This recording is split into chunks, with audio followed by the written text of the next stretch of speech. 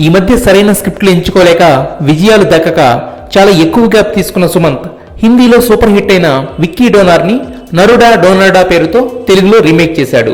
ఈ సినిమాని స్పెరమ్ డొనేషన్ అనే నావెల్టీ పాయింట్ ని బేస్ చేసుకుని అల్లారు. విక్కీ డోనార్ కేవలం కమర్షియల్ హిట్ మాత్రమే కాదు, డైరెక్టర్ సుజిత్ సర్కార్ కి నేషనల్ అవార్డు సైతం తెచ్చిపెట్టింది. దాంతో సుమంత్ ఈ సినిమా తనకు ఖచ్చితంగా మంచి కంబ్యాక్ మూవీ అవుతుందనే కాన్ఫిడెన్స్ తో సినిమా చేశాడు. లాస్ట్ మినిట్ లో ఎదురైన లీగల్ ప్రాబ్లమ్స్ కూడా దాటుకుని ఆడియన్స్ ముందుకు వచ్చింది ఈ సినిమా. అయితే కథలోని పాయింట్ కొత్తదే అయినప్పటికీ నేటివిటీ పరంగా మాత్రం చాలా ఛాలెంజింగ్. బాలీవుడ్ లోని అడ్వాన్స్డ్ కల్చర్ ని బట్టి అక్కడ వాళ్ళు స్పెర్మ్ డొనేషన్ కాన్సెప్ట్ ని చాలా ఈజీగా డైజెస్ట్ చేసుకుని కేవలం సినిమాగా మాత్రమే చూశారు. అయితే ఈ కాన్సెప్ట్ మన దగ్గర ఫ్యామిలీ సర్కిల్ కి ఎంతవరకు కనెక్ట్ అవుతుందనేదే చిన్న క్వశ్చన్ మార్క్. ఇక సినిమా విషయానికి వస్తే ఈ కంబ్యాక్ మూవీ కోసం సుమంత్ ఎంత శ్రమ పడ్డాడో స్క్రీన్ పై కనిపిస్తుంది. యాక్టింగ్ లో మెచ్యూరిటీ, డైలాగ్ డెలివరీలో ఇంప్రూవ్మెంట్ తో ఆకట్టుకున్నాడు. అందుకే సినిమాకి కీలకమైన కామెడీ టైమింగ్ చాలా వరకు వర్కౌట్ అయింది.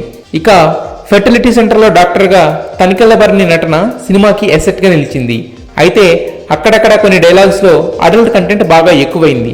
ఇక పల్లవి సుభాష్ హీరోయిన్ గా ఓకే అనిపించినా ఆల్రెడీ పరిచయం ఉన్న హీరోయిన్ అయి ఉంటే ఆ ఇంపాక్ట్ వేరే విధంగా ఉండేది అనిపిస్తుంది.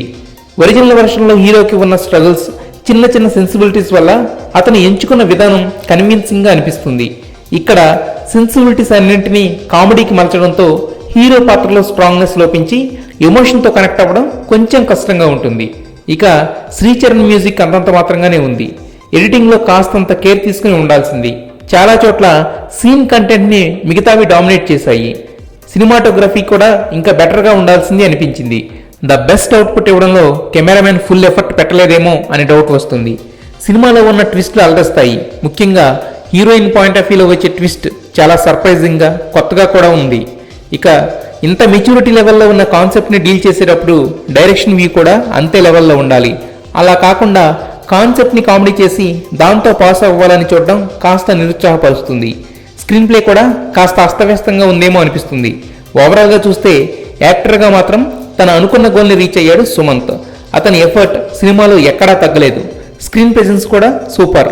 అయితే నేటివిటీ పరంగా ట్రాన్స్లేషన్ కి మాత్రమే చోటున్న నరుడా డోనరుడా విజయం మాత్రం బీసీ సెంటర్లు, ఫ్యామిలీ సర్కిల్స్ రిసీవ్మెంట్ మీద బేస్ అయి ఉంది.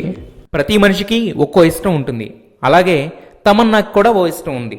కాకపోతే ఆ ఇష్టం బాగా ఎక్కువ అవడంతో పిచ్చి అని పిలుస్తున్నారు. అదే సెల్ఫీ కలెక్షన్. ఎవరైనా సెలబ్రిటీ కనబడితే చాలు, ఈమె సెలబ్రిటీ అనే సంగతి మర్చిపోయి వాళ్లతో సెల్ఫీలు దిగి ఆనందపడుతుంది. వాటిని సోషల్ మీడియాలో అప్లోడ్ చేసి సంబరపడుతుంది. ఈ మధ్య ఏ ఫంక్షన్కి అటెండ్ అయినా రిజర్వ్